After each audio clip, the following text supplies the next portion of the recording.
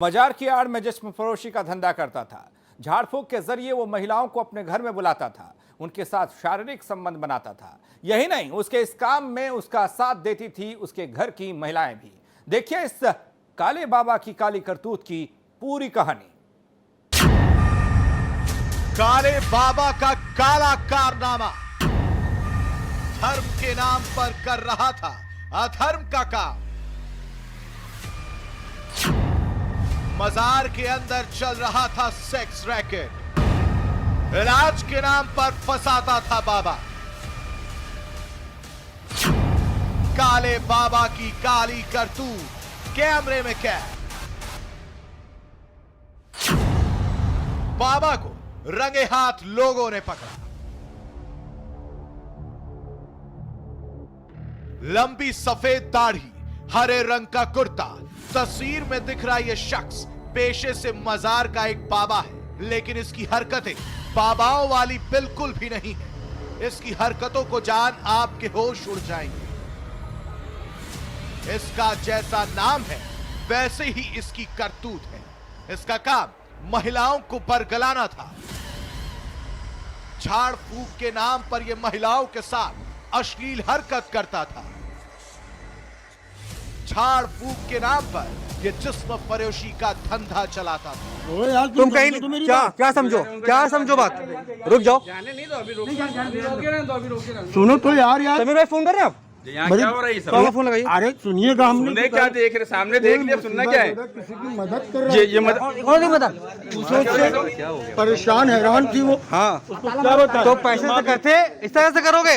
उसकी माँ बीमार थी, पूछो। हाँ। वो आई थी। उत्तर प्रदेश की राजधानी लखनऊ के ठाकुरगंज इलाके के हुसैनाबाद स्थित जामा मजार है, जहां ये ढोंगी बाबा रहकर मजार की आड़ में जिस्म फरोशी का काम किया करता था। इस काले बाबा की काली करतूत का पता पूरे इलाके को था, लेकिन इसकी पहुंच वहां के लोकल पुलिस के साथ होने के कारण इससे कोई कुछ भी नहीं कह पाता था। यही नहीं, इसके इस काले और गंदे धंधे में इसकी घर की महिलाएं भी साथ देती थी। इस जिस्म फरोशी के धंधे से घंटा घर रईस मंजिल के पास के लोग परेशान हो चुके थे। हर दिन मोहल्ले में लड़कियों और औरतों का जमावड़ा लगा रहता था। बिना डरे महिलाओं का मजार पर आना जाना लगा रहता था। मोहल्ले वाले इससे परेशान हो चुके थे।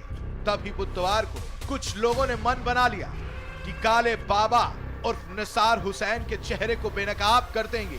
इसके जिस्म फरोशी के धंधे का भंडाफोड़ करेंगे। वो अपना मोबाइल फोन लेकर मजार में चले जाते हैं।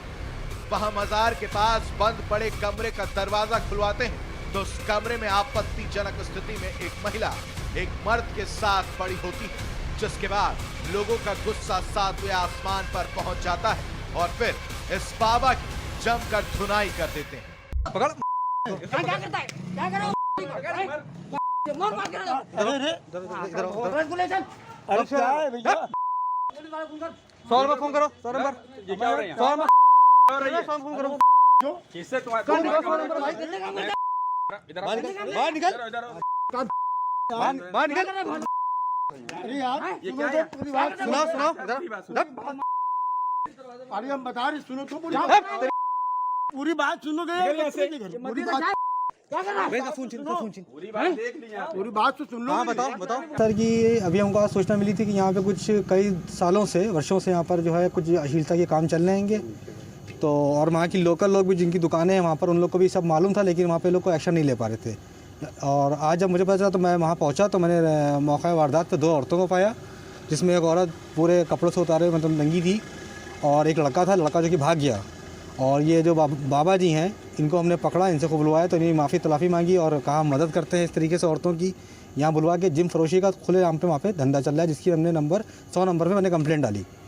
यही नहीं, ये बाबा मजार पर जो भी महिलाएं जाती थी तो उनके सिर पर मोर पंख की झाड़ू मारता था। उनसे कहता था कि आप बहुत परेशान हैं, बीमारी आपका पीछा नहीं छोड़ती है। बाबा के मुंह से इतना सुनते ही सीधी सादी महिलाएं उसके पास रुक जाती थी और फिर बाबा उन्हें झाड़ फूक के बारे में बताता था। उसके बाद महिलाओं को बुलाकर कमरे में ले जाता था, उनके कपड़े उतरवाकर शरीर में भभूत लगाता था, जिसमें इस बाबा का एक साथी भी साथ देता था। वहाँ पे जो लोकल है वहाँ पे रोज़ बोलते हैं यहाँ पे रोज़ औरतें आती हैं। जो वहाँ के लोग दुकानदार बाहर हैं, क्योंकि जो रास्ता वो गली का है, उससे पहले उनको 4 दुकानें पार करनी पड़ती हैं। तो वहाँ के लोकल लोग खुद कह रहे हैं कि यहाँ पे इनको सब कई बार समझा चुके हैं, कई बार इनको अल्टीमेट दे चुके हैं, लेकिन ये बाज नहीं आ रहे थे।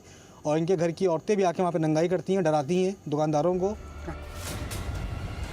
इस धंधे के बारे में जब पुलिस को सूचना दी गई तो पुलिस मौके पर पहुंची तो जरूर, लेकिन बाबा को हिरासत में लेने की बजाय उसे समझा बुझाकर छोड़ देती है। नहीं, कहीं नहीं ले गए वो लोग, कहीं ले गए। बाबा जी को वहीं छोड़ दिया है। अभी तक ना वो चौकी पहुंचे, ना थाने पहुंचे, और ना ही उनके खिलाफ कोई अभी तक रिपोर्ट दर्ज हुई है। इस बात का पता जब हमें लगता है तो हम इस खबर को प्रमुखता से दिखाते हैं, जिसके बाद हमारी खबर का बड़ा असर होता है और पुलिस के ऊपर आला अधिकारियों का दबाव बनता है और फिर से पुलिस दोबारा बाबा के पास जाती है और उसे हिरासत में ले लेती है। राजधानी में जिस तरह से यह पाखंडी बाबा खुलेआम जिस्म फरोशी का धंधा चला रहा था, उससे एक बात तो साफ है कि इसे पुलिस का डर नहीं था। वहां के लोगों की माने तो पुलिस भी इसके साथ मिली थी। अगर इस बात में जरा सी भी सच्चाई है तो पुलिस को चाहिए कि इस तरह के बाबाओं का पर्दाफाश करे, ना कि उनका साथ दे। R9 टीवी के लिए लखनऊ से आर के पाल की रिपोर्ट।